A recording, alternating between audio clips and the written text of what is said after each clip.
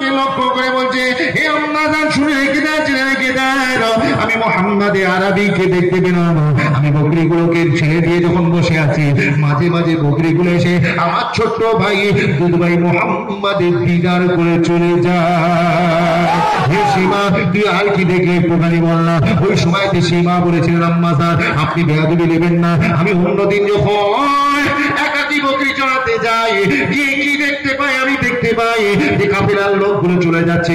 আর কি করছে, আমি বারবার করে ডাকছি, আমাকে একটু পানি পান করাও, মুঝে থোড়া পানি পিলা দো, মুঝে থোড়া পানি পিলা দো, মগর কোই রোকতা নেই। কিন্তু যেদিন ছোট্ট ভাই মোহাম্মদকে সাথে নিয়ে গেলাম, দেখতে পেলাম কাউকে কিছু বলা লাগলো না। আমার ছোট্ট ভাইকে দেখার সাথে সাথে কাফেলা থেকে ঝুপঝুপ ঝুপঝুপ করে নামছিল। আর নেবে কি করলো, ডাইরেক্ট আমার কাছে এসে নানা রকম হাদিয়া দিয়ে মোহাম্মদের তারিফ করে চলে গেল। শুধু তাই নয়, আল্লাহতে হালিমা জিজ্ঞাসা করলেন, হে সীমা তুই বল আর কি দেখেছি। ওই সময়তে সীমা বলেছিলেন, আম্মা জান আমি অন্যদিন যখন বকরি চড়াতে যাই, মাথার উপরে প্রখর রৌদ্র সহ্য করতে পারি না, পায়ের নিচে উত্তপ্ত বালুরাশি, আমার বড় কষ্ট হয়, কোনো গাছের ছায়া পাই না।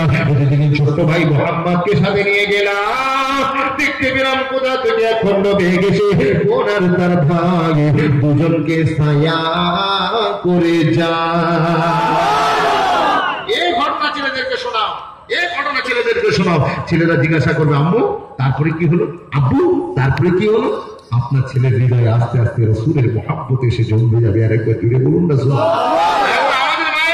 এরা জেলবুতের গল্প, তোতা ময়না, জেলবুতের গল্প, গোপাল ভাঁড়ের গল্প, নাসিরউদ্দিনের চুটকি, জুবাইদা আপার টোটকা, এই সবগুলো ছেলেদের হৃদয়ে দিচ্ছে।